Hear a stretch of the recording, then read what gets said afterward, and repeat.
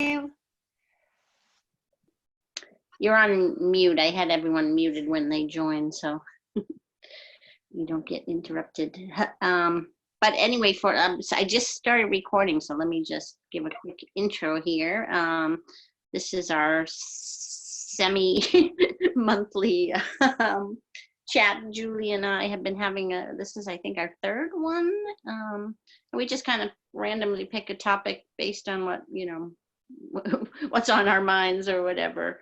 And this time our plan is to speak about the 3 Ps, which is the 3 principles, non-duality, and I added in the Course in Miracles just as another thing, because that's kind of the point of this is, are they, which is better, which is, or sausages. I added the sausages. Yeah, Julie added the sausages. That's her favorite modality. Sausages. Sausages is always my favorite modality. Yeah.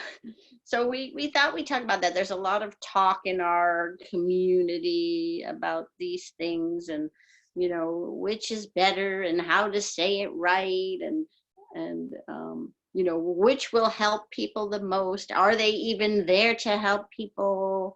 There's a lot of issues we could talk about regarding it.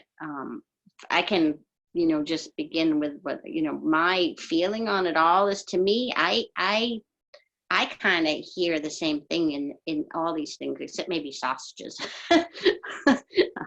Or maybe even sausages. I suppose if you want to take that, everything comes from consciousness, even the sausages, that's just made of consciousness as well.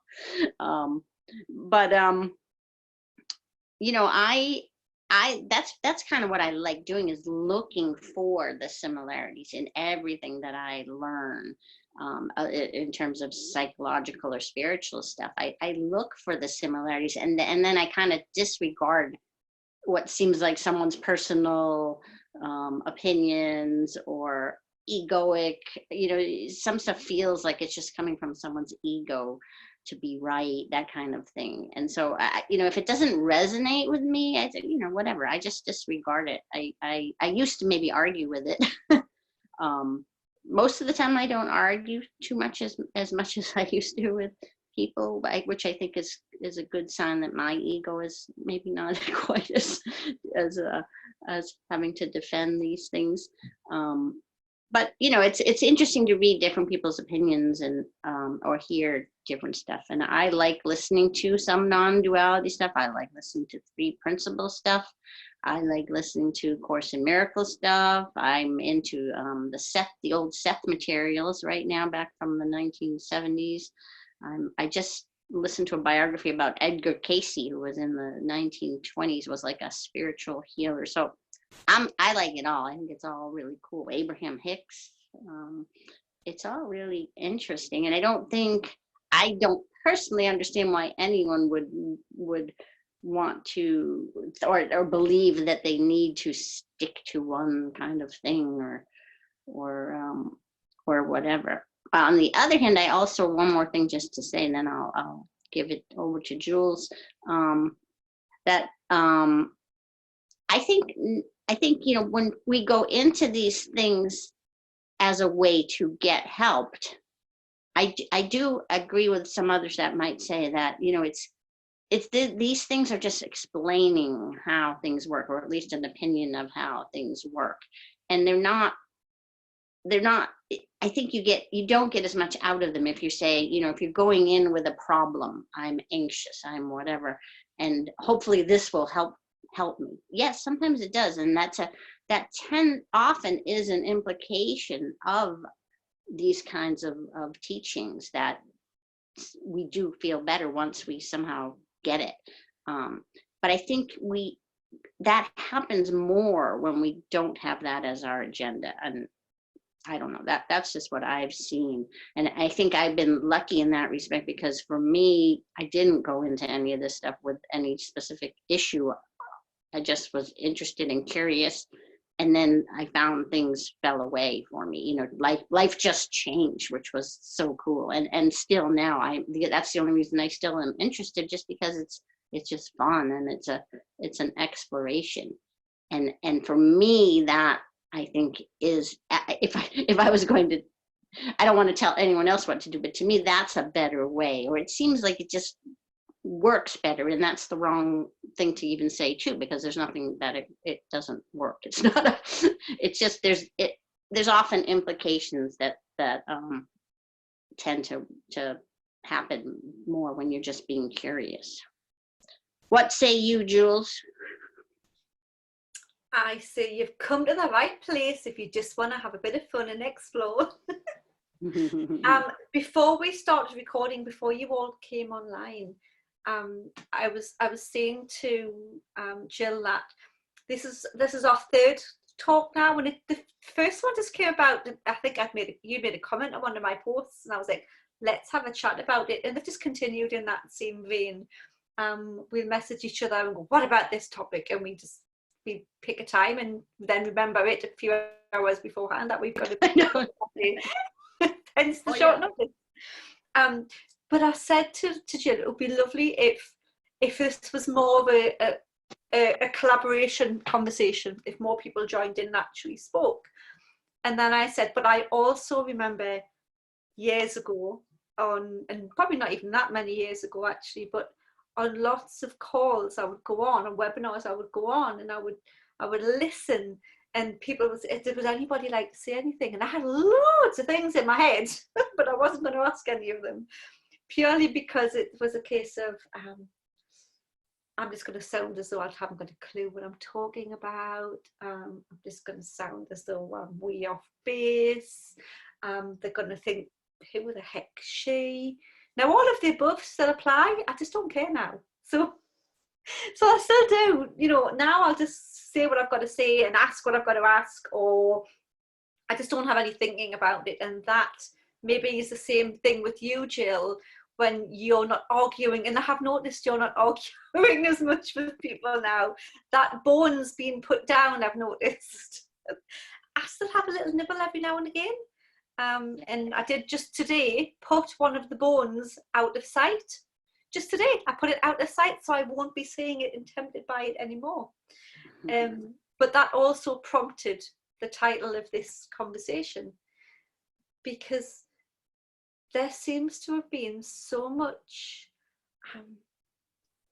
people wanting ownership of being right. And, yeah, sure, we all like to be right sometimes, but hey ho, it's not going to happen all the time, especially not in my house. But there's a lot of it's got to be the three principles and that's the only way, or there's got to be non-duality, and the three principles people don't know what they're talking about, and the three principle people say to the non-duality people, well, it's all the same bloody thing anyway, so what are you getting your knickers and a twist for? And all of that is out there, and I just sit and watch with fascination and wonder why all of the people arguing just can't see they're all arguing about the same thing. So to me, from my point of view, it's like, why are they wasting their energy even doing that? Go and bake a cake or something, just do something else than wasting so much time having to be right. Because if you've got a person who's teaching or discussing and talking about non-duality, and it's blatant that their ego is leading the way in that conversation, it reminds me of a coaching call I had with a guy once, and he very cleverly said to me, it doesn't matter how intelligent you are, none of us can see our own blind spots. Yeah. And I've always remembered that when he said that to me, I was like, I like that. And I've stuck with it quite a lot. And I think that's a prime aspect. So that was why I said, yeah, let's talk about non-duality, because there's loads of it going on at the moment. So that's, and as you will find, I just ramble on a lot anyway, and I just don't care now. It's interesting. There's two aspects of that, depending on your type of personality, I think, with the speaking up, because like you said, so you were afraid to speak up, and that was ego. being afraid and wanting to protect itself. And I was the other way, where I felt the need to speak up because I wanted to show how smart I was, and still that if I do it. So it's really interesting. It's the same thing. It's ego either way. And so it's not good or bad to speak up. For some people, it's better if they just shut up. For others, it's better if they speak up, depending on the person, which is really interesting. I never really thought of it that way before. Two sides to the same coin, really, depending on the person.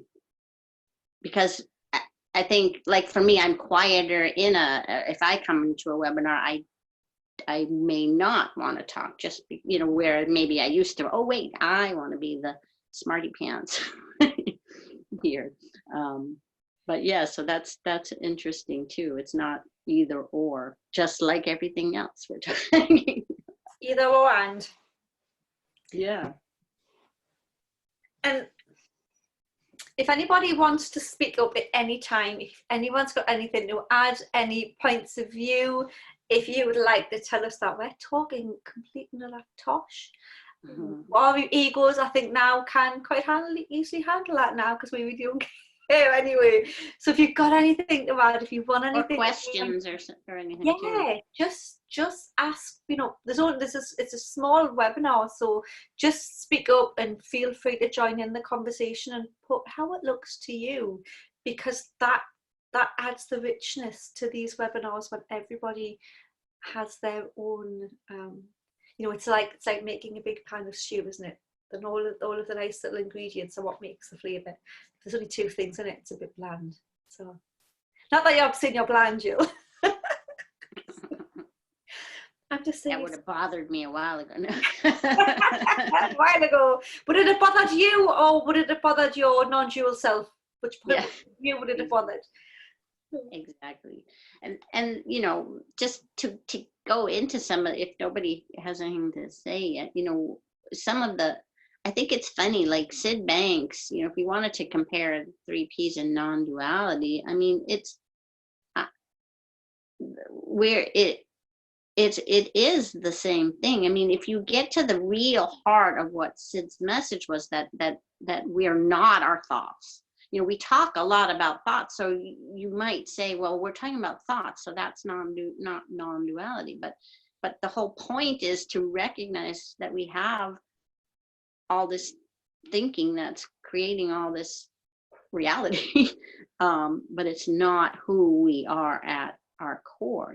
At our core, we are that inner peace, and that is the same in everyone else. That is the oneness where we're all the same, but we have to speak at 2 different levels. We're still human beings too, and we're learning stuff about our thoughts, and that they're happening, and that there's such a thing as separate realities. To me, I mean, if everyone understood that does seem to really help people. An implication of understanding that is you just have more patience and compassion for others. But yeah, that's the truth in this world, but it's not the oneness. It's a different, we speak at different levels depending on what we're speaking about. And we can never actually speak about that we are, because we are not. We have thoughts, but we can never be something that we have. So that makes that, we can never be, our name is given to us. We can never be our name. Our thoughts come to us. They come to us, so they can't be us. So we are always talking about the same thing, because we are, in essence, the universe. No matter how you look at it, we've come from the same energy behind life that everything else has come from.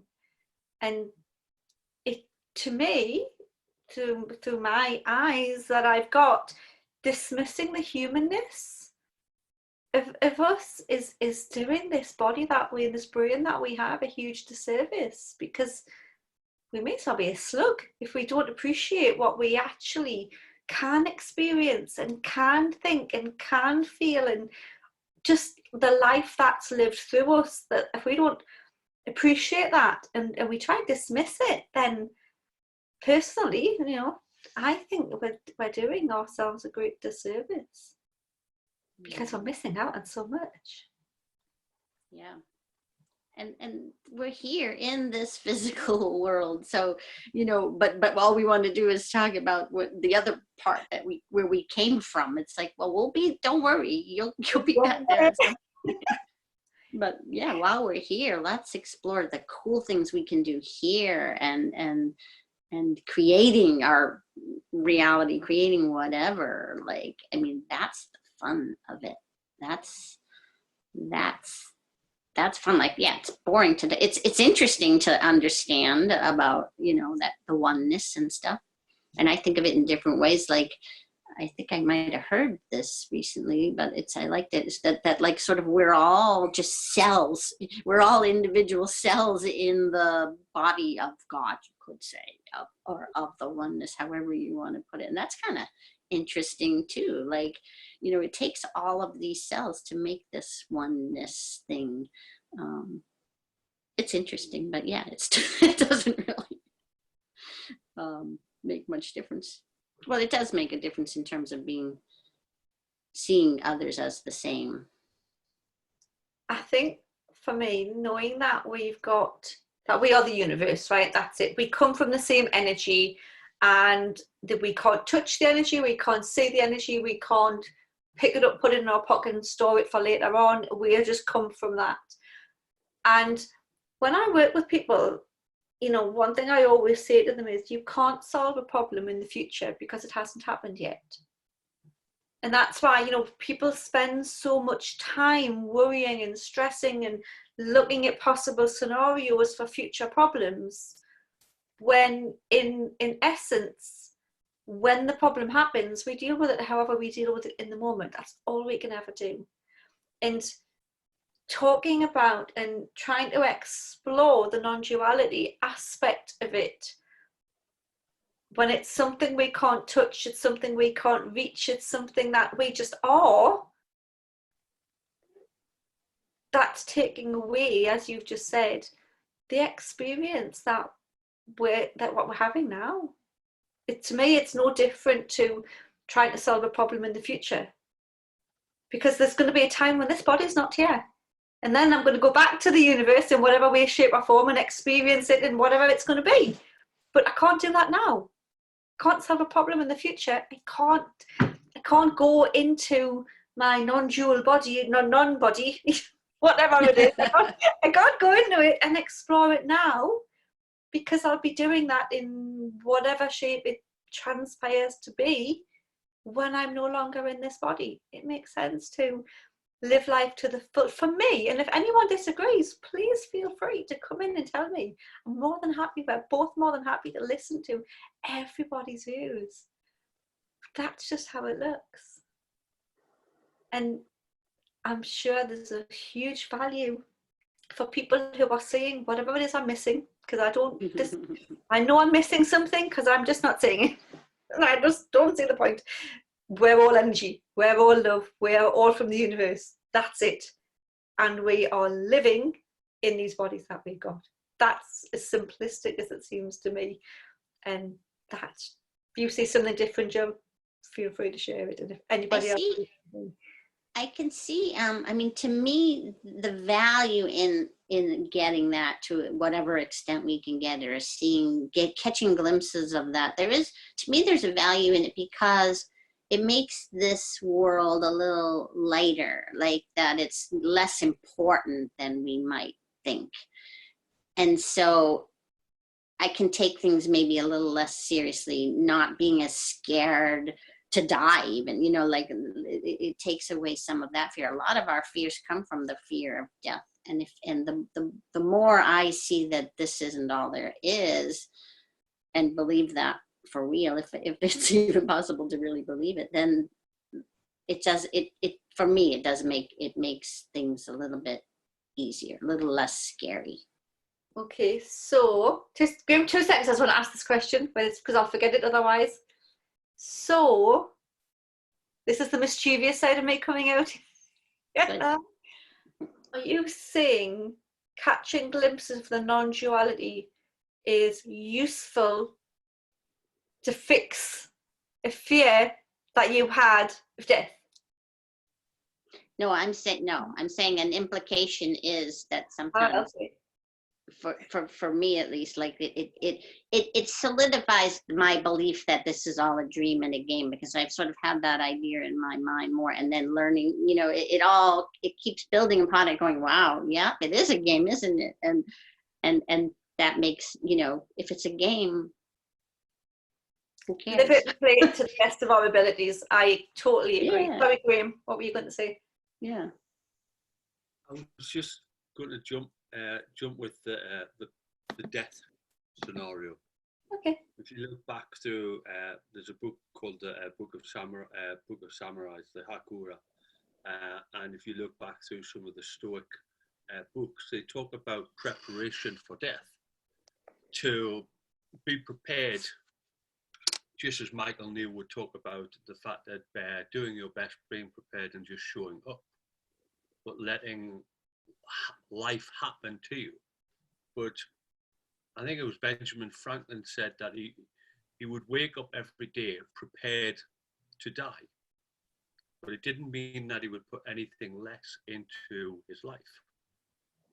And I think having that almost acceptance, that preparation, that what you're talking about. I don't know much about the Course of Miracles, but if you're talking about the sausage and the non-duality aspect, and you look at the principles, then you go back to Zen Buddhism and Stoicism even before that. They're all pointing to the same stick, no matter what color their stick may be. I got picked up on a post that I made the other day, and it only comes from my own journal, so it's only my thoughts of what's happening within my life and with clients at the moment. And I got told that I was pointing in the wrong direction. And I thought, I didn't even realize I was pointing at anything at that point in time. Mm-hmm.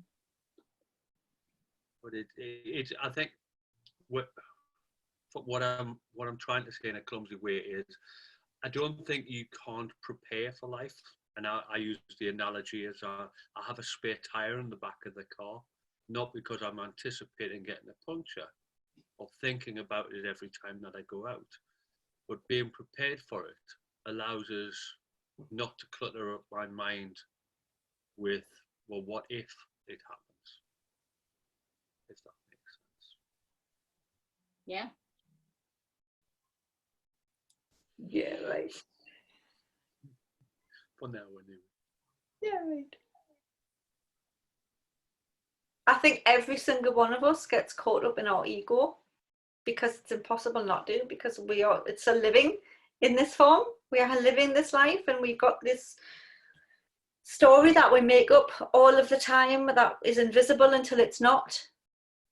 Until it comes with that feeling, and then we have to react. We don't have to act on it, but we act on it until we catch ourselves, and then we stop.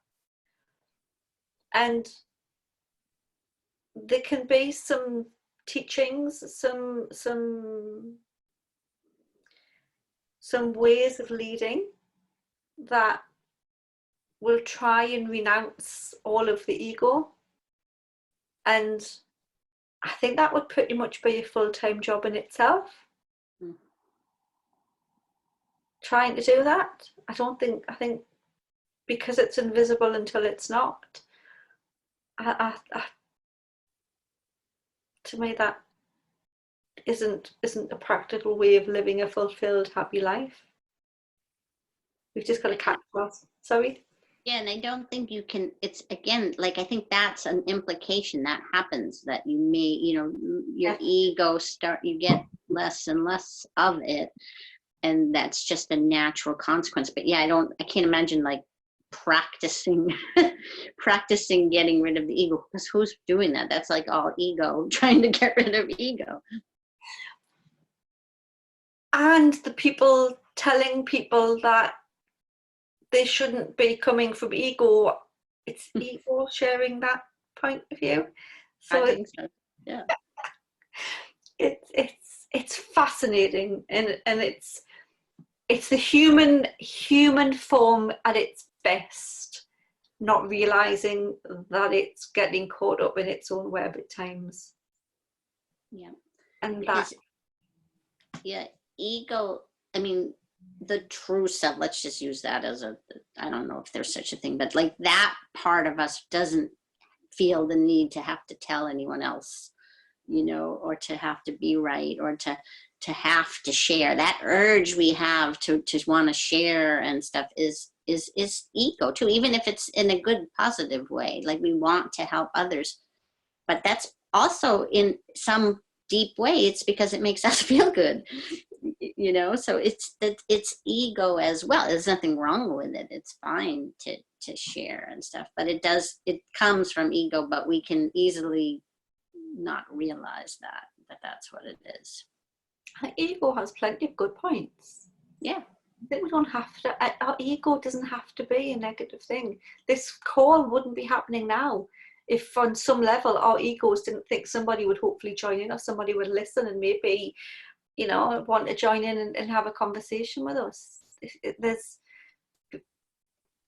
When we started this conversation, Julie talked about how coming into the principles or non-duality, if you're coming into anything is a fixing modality, it's not really the best, because you can't fix something that's not broken. You can't fix something with a description to it. You know, you've got to have as you say, you just got to get it. It just happens. There's nothing you can't speed it up or anything like that. It just, you get what you get when you get it. Simple as that. And I think that when we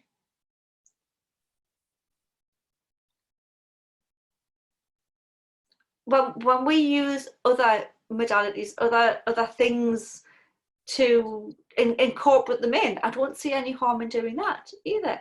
Because I think they can have a useful time and space to sometimes help a mind settle, to then have a person be more receptive to listening to their own wisdom, to listening to what they need inside themselves and what's inside themselves as well. I personally don't bow to any one particular modality. I'm open to as many different ones and as much learning as I can possibly get, because there's always something to get from most of them to a degree.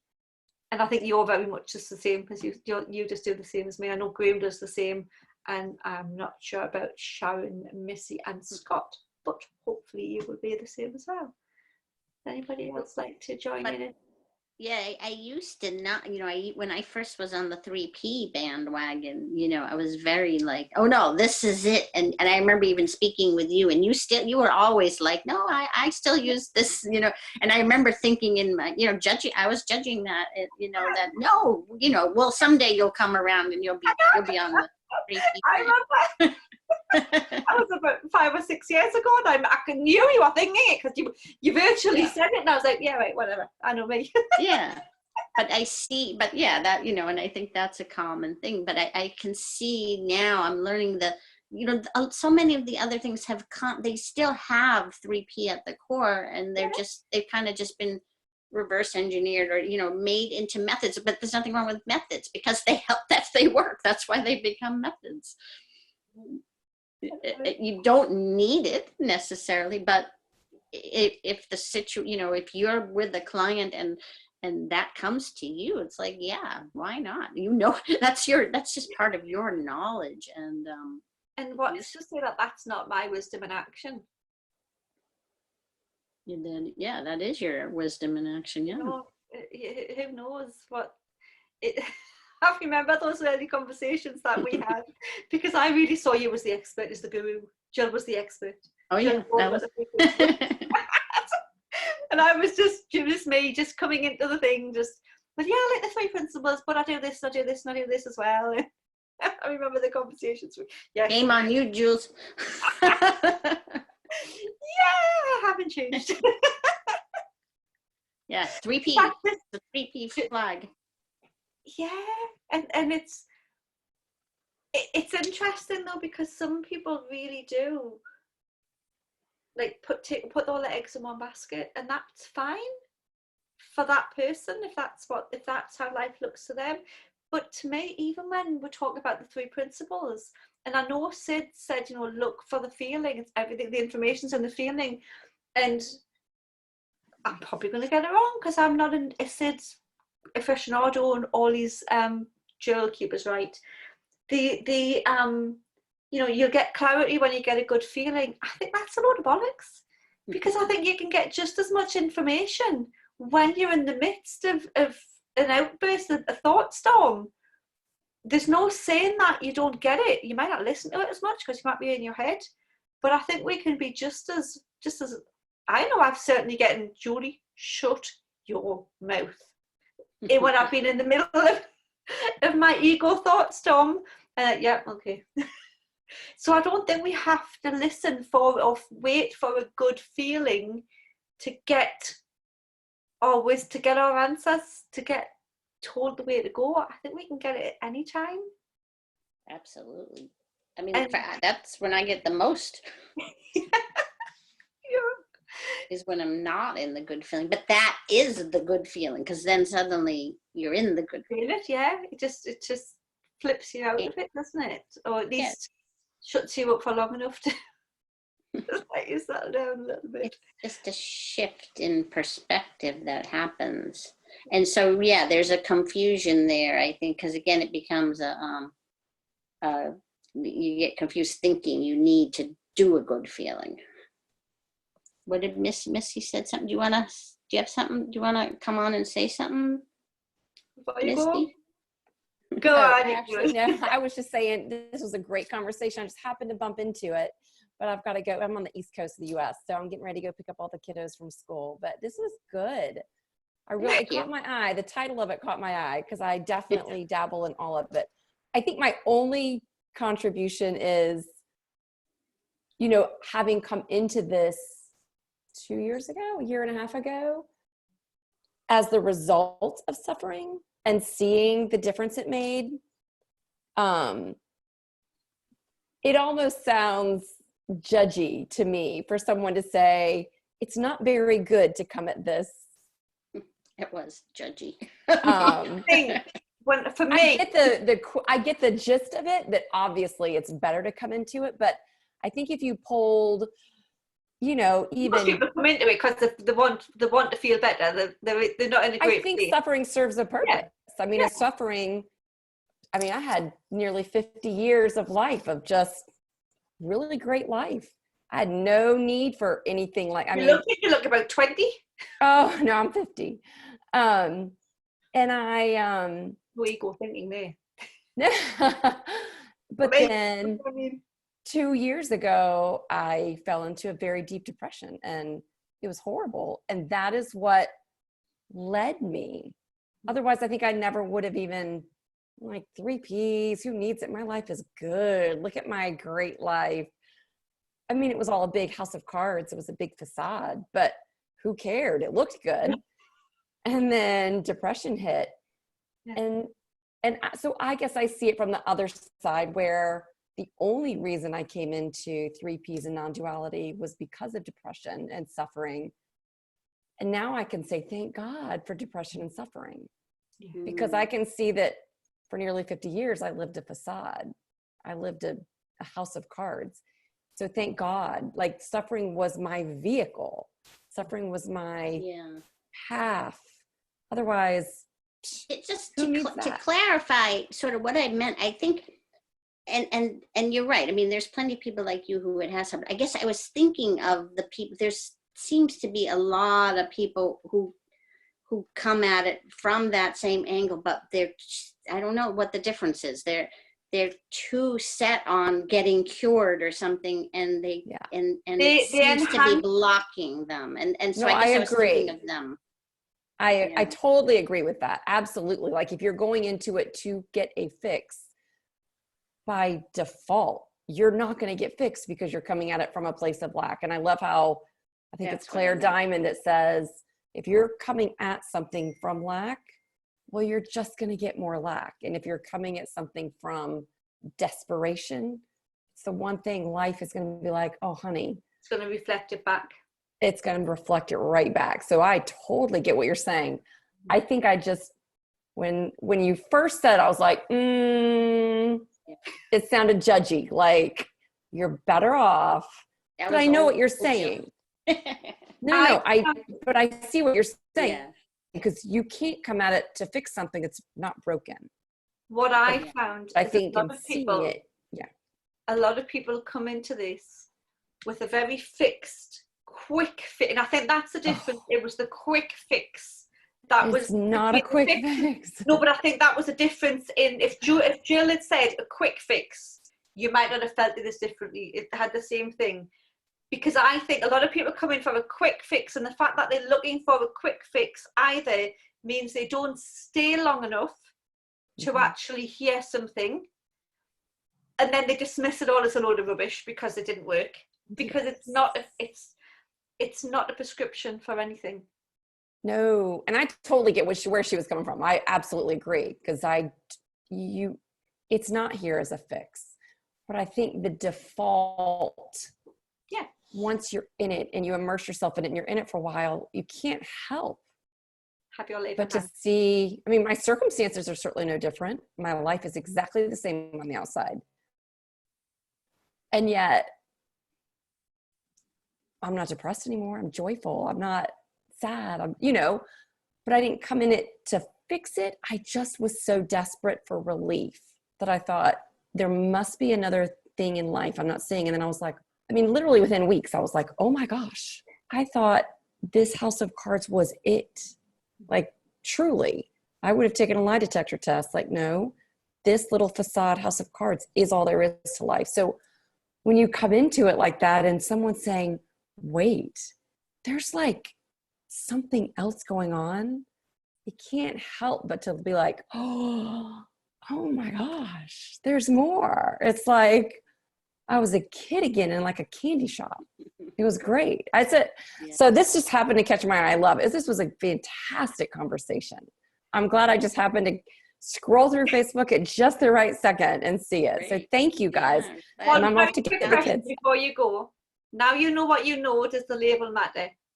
No. Oh God, no. Not at all. 3 Ps, non-duality. I don't even say any of those words. Thought, consciousness, like, no, it's just life. It's life. Yeah. It's just life. Yay. Definitely. Thank you guys. Bye safely. Thank you for joining us. Bye-bye. Coming.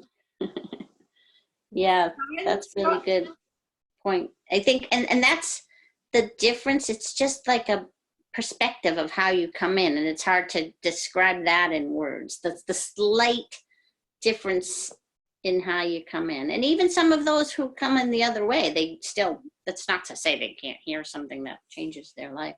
But I think for the people who are blocked, because I've talked to so many people with anxiety, like because of my book, like it's just, there's certain people who and I think we may have talked about this before, or maybe with someone else, that they talk, it's the holding on to the story. They're so attached to an identity and a story, and there's something in them that really, really, even though it's not conscious, they don't want to give it up, or they can't. The unknown, the anxiety, the relationship, the feeling that they've lived in for so long, for all it might not be comfortable, it's known.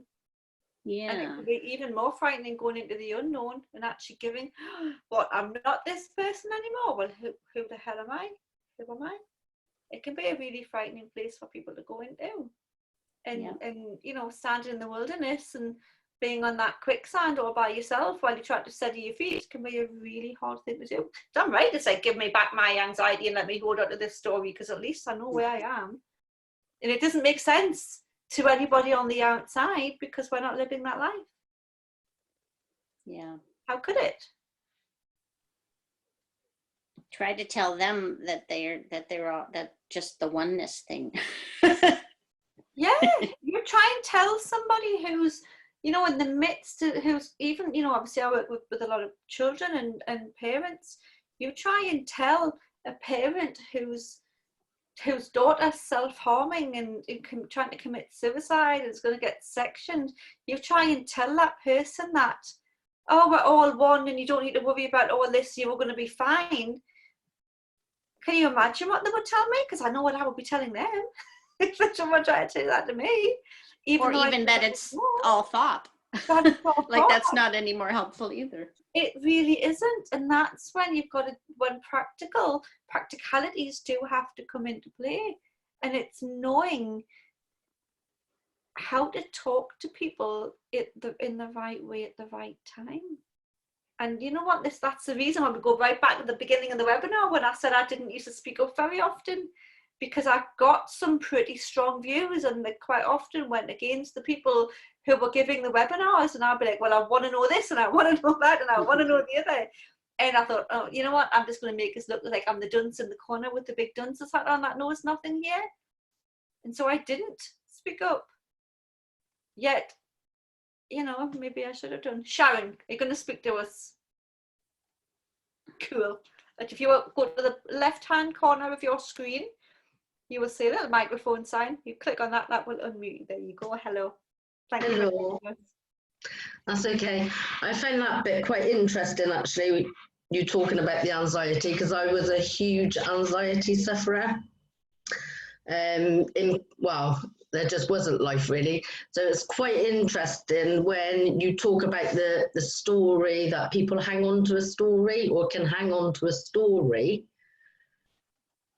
And throughout the years and years that I suffered with it, I never felt that I was in a story. No.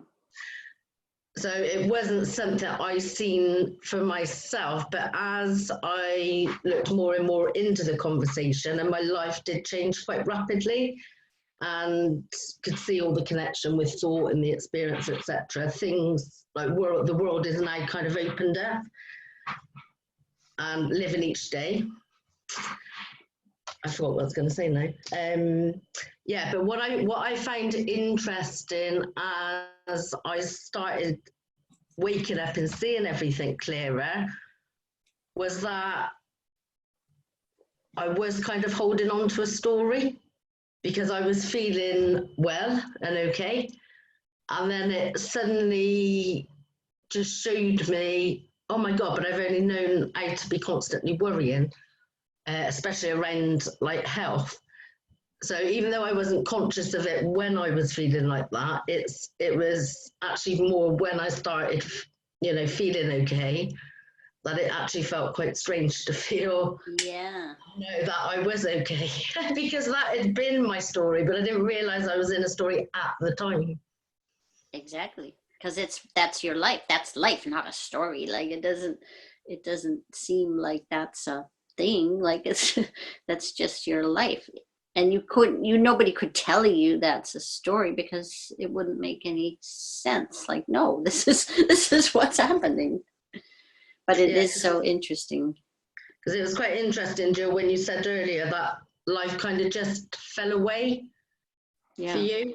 And I quite resonated with that as well, because throughout my journey the last sort of couple of years, you know, there was many insights that really, you know, felt, you know, just really hit me and made massive, you know, changes with what was going on in my life.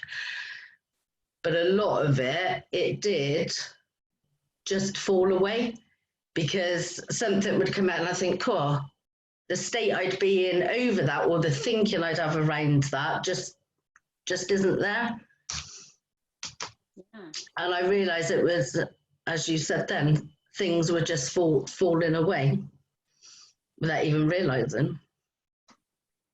That's the cool part, to see how things just change. It's so cool. Mm. Very interesting. Cool. I think it's a little bit like if you've ever been in a relationship that might not have been the greatest, or if you've ever, you know, and it's not until you're out of it and you look back on it that you think, Jesus, did I put up with that for that long? Do you know? But when you're living that life, it's just your lived life. That's just, you might have days like, oh, I don't like it, I'll do something about it, but it's just the life that you know. And again, just as we said before, the experience that we do know, or for all it's not very nice, it's still a life that's recognised, that we know sometimes. And that's why people actually going out to change their lives and stepping into that unknown really deserve all the credit for doing that, because it's not easy. It's not an easy thing to do. Actually, when we stumble across something, then we're really lucky. But if we've actually set out to make those changes and to change our life and not live the life that we've known before, when we do that takes a lot of courage. Yeah. It really does. Whether that courage comes from ego or not, it still takes a lot of courage. It takes I think what I've seen for myself, the courage comes in to make that decision for real. You know, when you finally decided, okay, I've had enough, or I need to change. For me, it was when I decided to lose weight like that. And once I really made that decision, though, then it's like, that's when life just helps, you know, does it, you know, like it, but it's the making the decision, that's the hard part. Like you say, to leave a relationship would be the same thing, but as soon as you made that decision for real, you know, it will happen, and then it won't be so hard. The hard part is the decision making, it seems to me. So to me, with that, to quote what Missy just said, that ties in very much for me with what you put out in the universe. It gets reflected back. So when you made that decision, and it was a real decision, it wasn't just the, yeah, I'm going to do something next week decision that probably happened a million times before the real decision came. Mm-hmm. When it was real, it got reflected back, and it just became an easier journey. Yeah. Yeah. And then you start to see the stories, and when identity starts to change, you know, for me, that was where I got interested in all this stuff, because I was like, I became such a different person just after the losing of the weight. I was a different person, and I saw how, oh wow, you know, I'm not someone who hates vegetables and who hates exercise, and this person, you know, it's so interesting how identity seems so fixed, and it's really just a story we keep telling ourselves. So interesting. We change continuously throughout our lives, and we just don't even say it. We don't realize it. Yeah. Graham, anything you would like to add? No, I yes, there's lots of stories going through my head from people I've spoke to this week, and which just reflects what you say, you know, and the fact that you can't force anyone to say. And I think Jules will remember back when we first got into this, and the amount of people that were forcing it's only thinking, it's only a thought, it's only a story. And if anything else, what it does is it forces you back into your story, and you become more reluctant to actually want to look in the right direction, if that's the phrase I should be looking for, you know. I remember a specific time you said that to me. Jim, we had a conversation about it. I think it can be really difficult to actually to see that word. I think it's almost impossible to see that word. Everybody does it. At any point in time. But, you know, it's by our nature of being what we are, we're storytellers, and we're very good at doing it. So no, I agree 100% with what you're saying.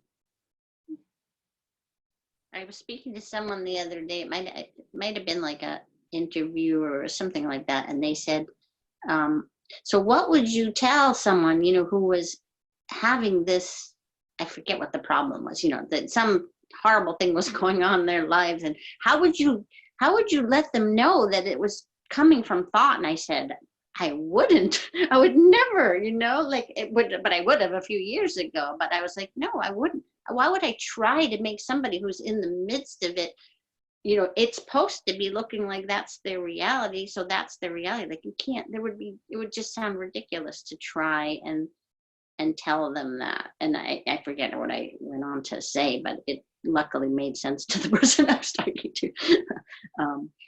But yeah, like when you're in it and living it, it doesn't help you to hear that it's thought in the moment. It doesn't help to tell ourselves that even, really. it's real because it's supposed to be. That's the whole point of, that's what the 3 principles means, that's real. That's your reality. Just telling you. And the body and the mind and the brain and the senses that we have create, you know, as we all constantly say, we've got the biggest special effects studio possible in our own heads. You know, we don't need to go to the cinema to have a reality. We've got that in our own heads. That's there. It's giving us that felt experience, that sensory experience. And again, that's why I've never given up all of the other bits and pieces 100%. I don't use them very often, but if I ever need to, I was talking to somebody the other day who was having irritable bowel syndrome, and I was just like, okay, have you tried hypnotherapy for that? Because IBS is an anxiety-related condition, stress-related condition, and you know what? Hypnotherapy relaxation can be quite useful for that. I'm not going to say your IBS is all thought. You're just making it all up, woman, pack it in and crack on. I wouldn't even think about saying something like that. But you know what? If something else is going to be useful, and then say, you know what, when we do get ourselves stressed, we can feel that our body's responding to that. Yeah. Then you can go into a conversation if it felt like it was relevant. But every conversation that we have has to be an invited conversation. Yeah. It's not invited, then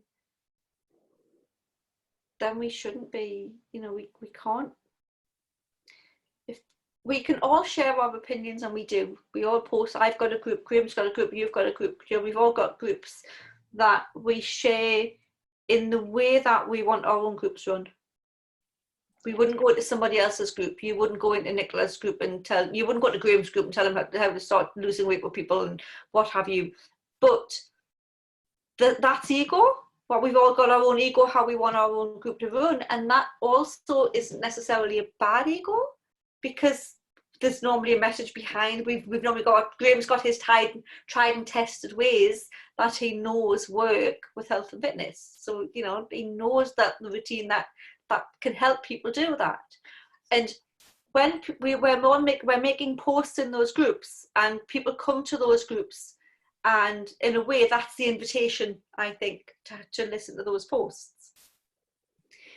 When people, and I think again, this is something that probably most of us to a degree have done, or I think what Graham was touching on before, when somebody's just learning about the principles and we're learning about it new, and it's just like, if you put something on Facebook or somewhere that's not strictly 3 principles, and then you get a new 3 principle, you know, candidate, whatever word it is, cadets or something. No, it's just you're thinking, or you're not even there, you know. And if it's non-duality or if it's sleep, whatever it is, when you get that post, it's just like, it's funny. That's what I think. That's really, and that gets the reverse impact. Because instead of inviting conversation to gain greater understanding, it feels like you're being lectured at, and actually what you are posting is irrelevant because somebody else's view is different. It's about them then. It's about them, and quite often it's them who tell you that there's no other people. There is no thems, but it's about them. I thought it was hilarious. I don't know, maybe last year or something, I was posting some stuff that were probably sounding 3P like. I mean, I don't even know anymore either because I have so many things.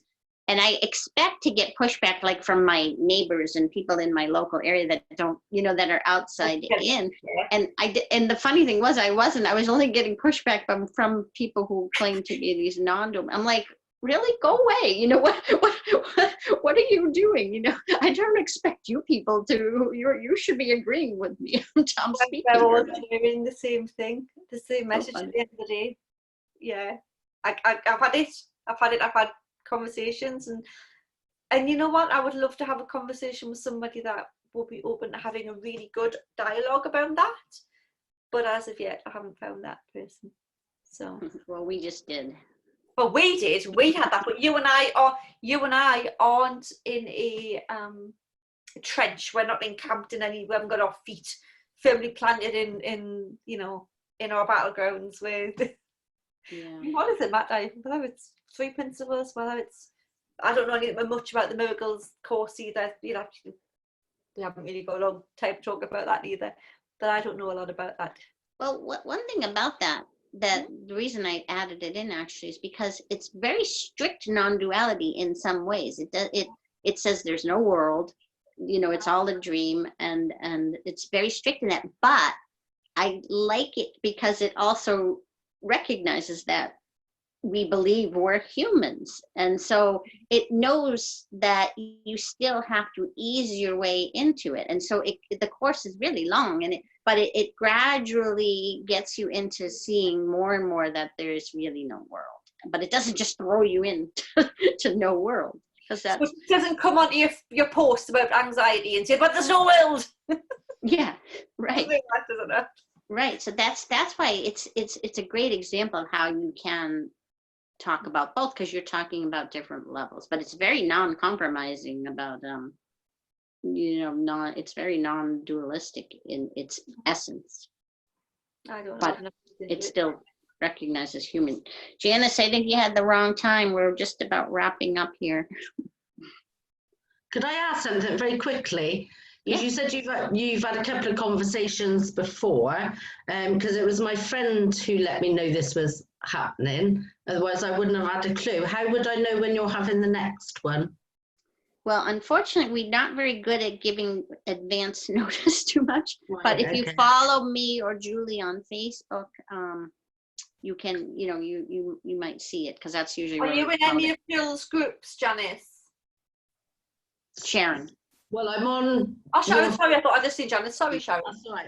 I'm on your Facebook, Jill, but nothing came up on mine to say anything was happening.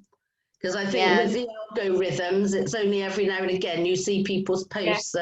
Yeah. But if you're actually in Jill's group, then she'll have it pegged at the top of our group. I wouldn't know, at least it'll be one. Yeah, if you might be more apt to see it that way if you join the Victim of Thought group that I have. I can, but yeah, normally we try to give a little more notice. Today we kind of, I didn't even see my calendar until late last night that it was on today, but we'll try to give a few more days notice at least. But also I record them, and if you follow my YouTube channel too, they'll be up there, so you can watch like the other two that we did as well. Right. Okay. And we'll pretty much have one once a month. That's what we've been roughly doing. Yeah, about once a month, but not on a 4 to 5 weeks. It's not on a specific full day, but that's lovely. Thank you very much, everybody. Thank you for coming. And yeah, Janice. Janice can listen to the recording. And thank you, Graham. Any last words, Jules? Thank you very much, everybody, for coming on and for your additions and your. Thank you. Bye, everyone. Bye. Nice to see you.